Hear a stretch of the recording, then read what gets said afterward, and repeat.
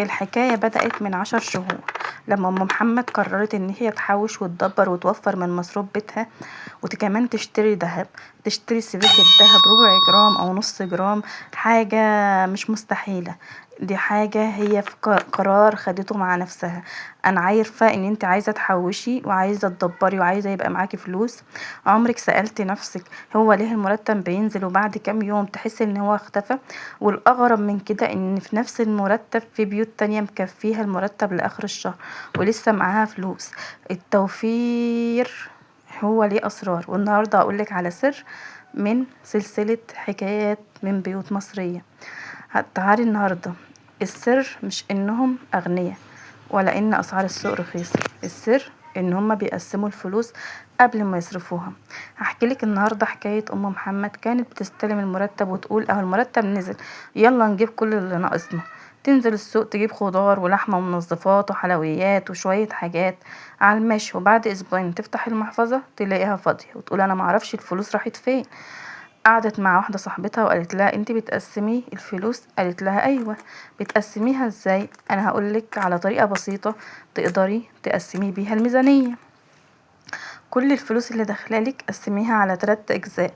الجزء الاول وده اكبر جزء، حوالي نص الفلوس، وده للاشياء الاساسية زي الاكل والشرب، فواتير مواصلات.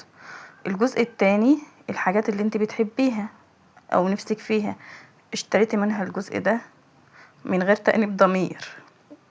اما الجزء الاخير يا بنات فهنخليه للتحويش، وهو لو مبلغ صغير. طيب تعالي هقولك ايه القاعدة اللي ممكن تمشي عليها يا بنات وانتي تستفادي منها من الفيديو النهاردة. القاعدة يا بنات هي قاعدة 50 30 20. 50 جنيه 50% للحاجات الأساسية، 30% الأساسيات أو المصروفات، 20% يا بنات وده التحويش. ازاي؟ هقولك النهاردة يعني انت لو مرتبك مثلا 10 تلاف جنيه، هنخلي 5000 جنيه للأساسيات و3000 جنيه للحاجات الإضافية و2000 جنيه للتحويش. مش لازم الأرقام اللي أنا بقولها لك تطلع بالمليم يعني تحطها بالمليم، ده أنا بديكي أمثال. طيب لو دخلك قليل، دلوقتي هقولك انا مرتبي اصلا بيقضيني بالعافيه، هتقولي مرتبه اشيل منه ازاي؟ حتى لو 5000 جنيه او 4000 جنيه اعملي نفس الفكره. مش المهم النسبه، يبقى فيه جزء هتصرفيه. احنا هنشيل جزء يا بنات للضروره، تمام؟ جزء للضروره. خلينا نتكلم في الواقع شويه اللي موجود في كل بيت. في ستات النهارده السنه بتعدي عليها والشهر والشهرين و6 شهور وهي ما عملتش ولا جنيه، ما حوشتش ولا جنيه، ما عملتش صندوق للطوارئ، ما عملتش اي انجاز في فكرة التحويش والتوفير. او حاطه، عارفه انت لو حاطه في دماغك هدف هتوصلي للهدف اللي انت عايزاه، هتشتغلي عليه. عارفه يعني ايه احط هدف؟ يعني احط هدف، احط حاجه قدامي انا نفسي فيها ونفسي اجيبها ونفسي اعملها، واشوف النتيجة بتاعتها قدامي حتى لو النتيجة دي في خيالي. المهم ان انا اشوف النتيجة بتاعت الحاجة دي قدامي.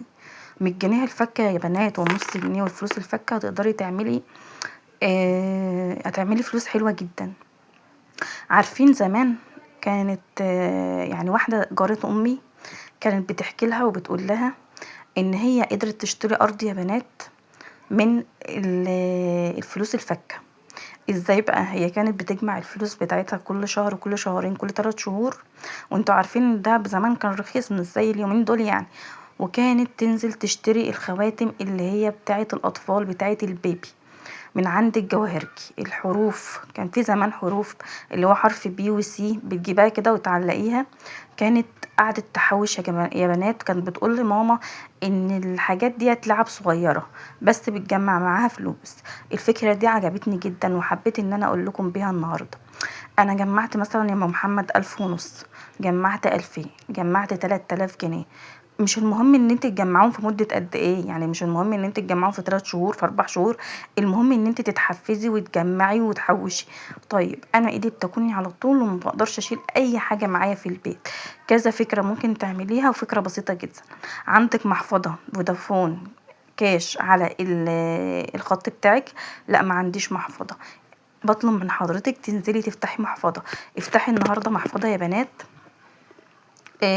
لازم يكون طبعا الخط باسمك، وتبدأي تفتحي المحفظة. طيب انا معايا 50 جنيه وكنت في مشوار بره، وعارفه ان ال50 جنيه ديت انا مش عايزاها، او فايضه عليا مش عايزاها. هتروحي تحطيها في المحفظه دي. طيب المحفظه دي لما انا بحط عليها فلوس، ماشي، بياخد مني 5 جنيه خصم. طب ال5 جنيه معلش بتعمل اي حاجه. ال5 جنيه بس انتي 50 جنيه في 100 جنيه في 30 جنيه في 40 جنيه. الصندوق ده اللي انت عاملاه ده ممنوع ان انت تفتحيه، ممنوع ان انت تمد ايدك عليه.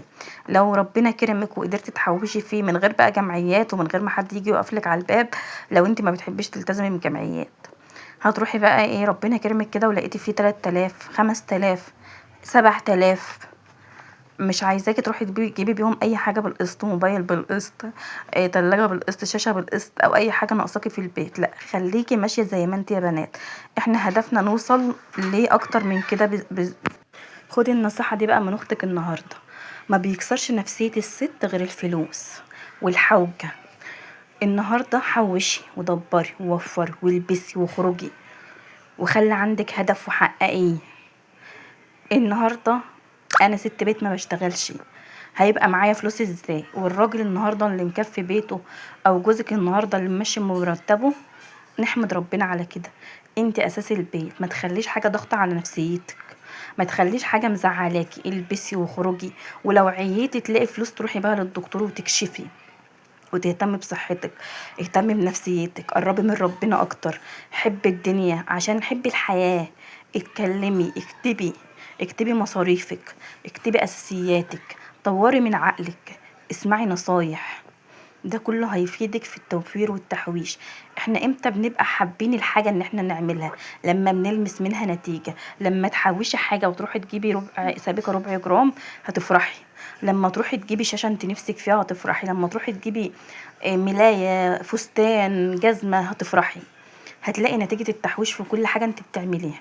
حتى لو في عيالك، لو انت تستثمري في اولادك وتعلمهم تعليم كويس، ربنا ما بيضيعش تعب حد على الفاضي يا بنات.